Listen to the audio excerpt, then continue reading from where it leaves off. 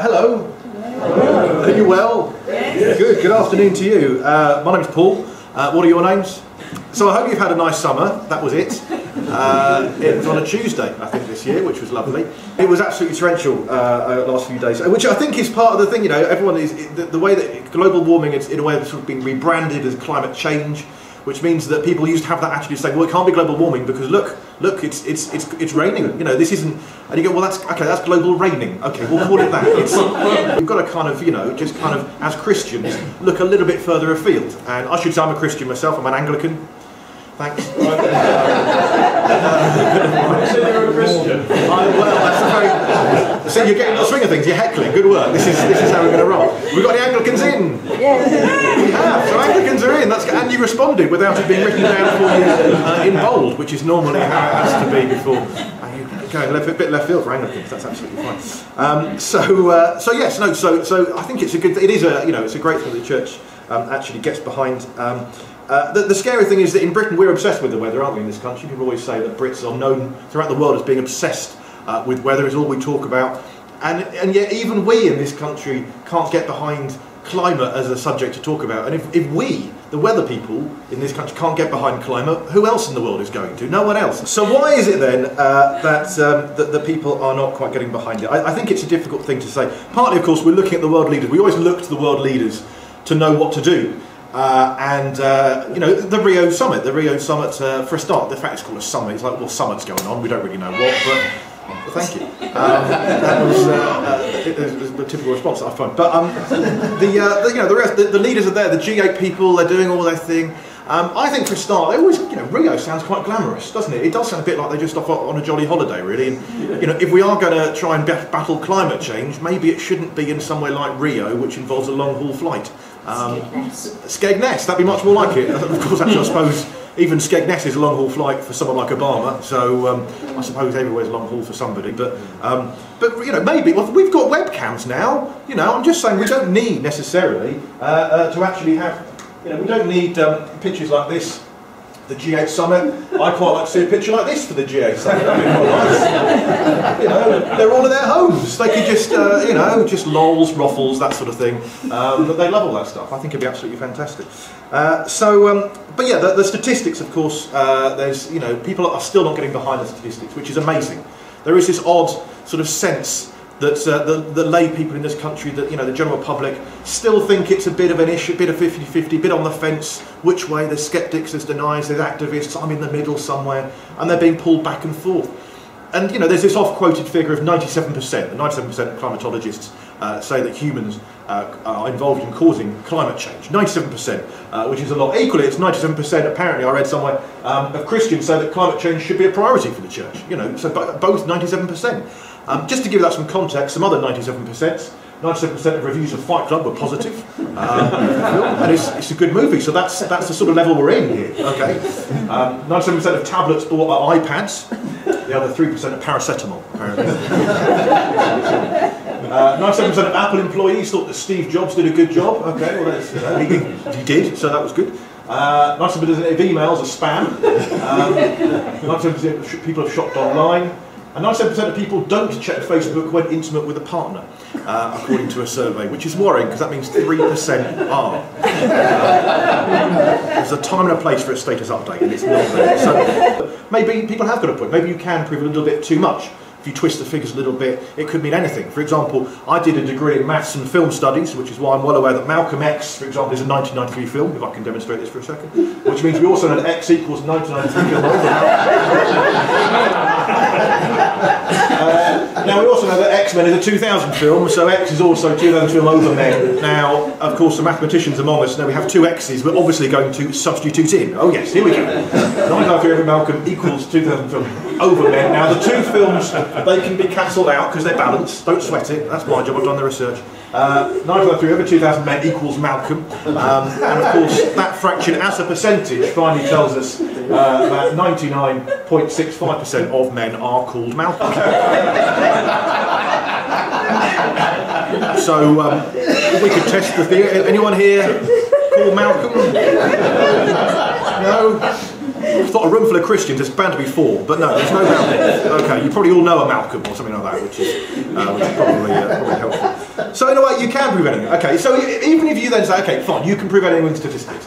The quoted figure of 97%, which is, it's a few years old now, and there's always been up and downs of the climate change skeptics saying, well, actually, no, on that particular survey, it should have been nearer 84%, not 90%. You've twisted the figures to make 97%. And they haven't really, because it's the climatologists who said it's not 97%. It's geological scientists who weren't so sure and that sort of thing. But even if you say, okay, even if you say to the deniers and the skeptics, you say, fine, okay, even if it is 84%, which is not, but if it is, which is not, but if it is, which is not, but if it is, it's not. I could keep going, but I won't. Even if it was, I'm not moving to say. But 84% is still a significant, 82%, sorry, that's right. I didn't realise that. 82% is still quite significant, isn't it? 82% is still a lot. Just to give that some context, so you know what area that is. Even this is what the climate change deniers are saying, climatologists are behind it. 82% of climatologists, they reckon. 82% of smartphones are Android or iPhone, which is still a lot, isn't it? Has anyone got a smartphone that's not Android or iPhone? No, exactly. So basically all of them. So that's it, basically, isn't it? Round it up. 82% of people have downloaded something illegally. So if you're watching this on the YouTube thing, then I hope you've paid for it. Actually, it's free, isn't it? So well done. 82% of Americans like Queen Elizabeth II. Okay, well there you go. 82% of internet searches for Maria Sharapova are done by men, apparently, according to a survey. Don't quite know how that survey was done exactly. Oh, you just googled for Maria Sharapova. Are you a man? Yes, sorry. So either way, 82% is still a lot, and that's kind of something that the climate change skeptics haven't really sort of acknowledged, that even if their figures are right, it's still a big problem. It's such a big issue, the planet, that it's very difficult to equate that me turning off a plug in my house will save a polar bear, unless the polar bear is staying with you and might put his wet paws on the plug and electrocute himself, in which case turn that plug off. It's very important, you should do that. We do these small things ourselves, which are great. We recycle and we try and do these things, and we encourage our friends, our community, our church to do these things, which is great. But there's only so far, of course, that can go, and then, of course, ultimately, it's the politicians and it's the leaders that we need to be pressuring and need to be saying we need to be doing more here. And it is difficult, because there's more of a move. We got some there's more green candidates going forward lately, which is fantastic. Just to give a little visual summary of the House of Commons before the last election. That was sort of how it looked. Obviously, a Labour majority was before that. After the election. Actually, that's not after the election. That's how it could look one day with a blue-green coalition. That's actually what happened when I tried to defrag my computer. That's the makeup of my hard drive. So there you go. Sorry to get your hopes up there for a green coalition. Instead, we've got a blue-yellow coalition, haven't we, which is bizarre. The Conservatives and the Lib Dems were a blue-yellow coalition, a bit like IKEA. And just like IKEA, we've got a rubbish cabinet that won't last 5 years. So yeah, I think the government needs to do obviously a lot more. And there's a lot. It's getting to the point. There's a lot more transparency, isn't there, with the government? And hopefully, we're getting to the point of expenses and tax relief and these sort of things. Even I found with the last election was the first election that, thanks to Google Street View and the use of postcodes on postal ballot papers, it's the first election you can vote based on what your local member of parliament's house looks like. Because you can get online, put the postcode into Google Street View, have a quick look. For example, I will now show you some of the candidates in my election. The Tories' house looks a bit like this. The lovely little duck pond around the back, it's fantastic. That's the Labour candidate's main residence, but those are the other houses he claims to. Can't do that. That's a Lib Dem house. You can tell there's a nice little fence they can sit on if they want. UKIP house, obviously, no friends, they don't like friends. It's a greenhouse. So, 4004 BC, according to Bishop Usher, who worked it all back with the ages, Adam and Eve born. We'll take that as read for now. 2344 BC, 17th of May, which is a Thursday, in case you're wondering. The Great Flood, of course. The first real example of climate change in the Bible. 40 days and 40 nights of rain. They call it a flood, we call it a British summer, but there you are. Year one, Wimbledon, exactly. Year one, Jesus was born, and already natural resources of gold, frankincense and myrrh are on the decline. That's how it goes. 32, Jesus walks on water, and the storms on the lake cease. Once again, an example of man-made climate change. 1066, then moving on a bit, the Hastings Protocol sets targets for eye emissions. I don't quite know what that means, but an Apple product. Oh, that's a very good point. So we can workshop something here. This is fantastic. We'll go on tour. 1440 was Gutenberg's first printed paper, sadly not recycled, but then it was the first bit of printed paper, so you can probably excuse it. And he was going to do it in 1439, but he saw a note saying, "Do you really need to print this?" 1824, Joseph Fourier, the environmentalist, found that Earth was colder without an atmosphere. Believe me, I've done some gigs like that and it's tough. So, 1850, Industrial Revolution, one of the worst possible things to happen for the onset of climate change. 1960, Jenny Clarkson born, one of the worst possible things to happen for the onset of climate change. 1981 was the warmest year on record, and of course the relative population starts to decline at this stage. It's not particularly nice for anyone. 1988, Margaret Thatcher is the first major leader to call for action on the ozone layer, because when there's a hole in your roof, you need a Thatcher. That's the rules. I was pleased with that one, but I'm well aware it's about 15 years too late to be topical, but never mind. 2006, An Inconvenient Truth raises awareness of scissor lifts in business presentations. We haven't got one today because the roof is too low. But 2009, the Copenhagen Conference, end for the trip to Legoland, and nothing else. And 2040, looking ahead, is when oil and koalas are predicted could run out. They're not both energy sources, just the oil. The koalas are just nice to cuddle. But that's the sad truth of it, is when we could be looking at 2040 already. 2500 is when the Kevin Costner film Waterworld was set. I'm not saying it's going to happen by then, but you know, it's a possibility.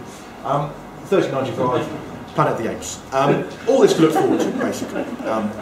Like I say, I'm not a scientist. Okay, don't take these as read. So in conclusion, let's end with some climate change jokes then, if they're funny. Climate change activist walks into a bar, orders a drink with no ice. Climate change skeptic swims into a bar, doesn't know what to get because he's only 82% sure what he wants. That's not enough to act generally. Knock knock. The sea. That's it. There's no more to it. My wife's gone to the West Indies. She swam there. That was that one. Okay, and finally then. Okay, so the end of the world, right? There's all that's left is the peak of Mount Everest, because the sea levels have risen that much. I don't know if that can ever happen, but according to the film 2012, it can. And so it rises so much. There's one pub left on the top of Mount Everest, and of course, all of the world are there. So an Englishman, an Irishman, and a Scotsman walk into the bar, and also a Welshman, an Italian, and a Frenchman, and a Latvian, and a Lithuanian, and a Russian, and a Serbian, and a Croat, and a Liechtensteinian, and a Mongolan, and a Moroccan, and a Nigerian, and a Namibian, an American, a Canadian, an Australian, a New Zealander, a Chinese, a Japanese, an Antarctican. They're all walking in the bar, and the barman says, "Sorry, you need to have a tie to come in here." The future's bright, the future's greeny orange, so hopefully we'll get behind it, and thank you for listening. Thanks a lot.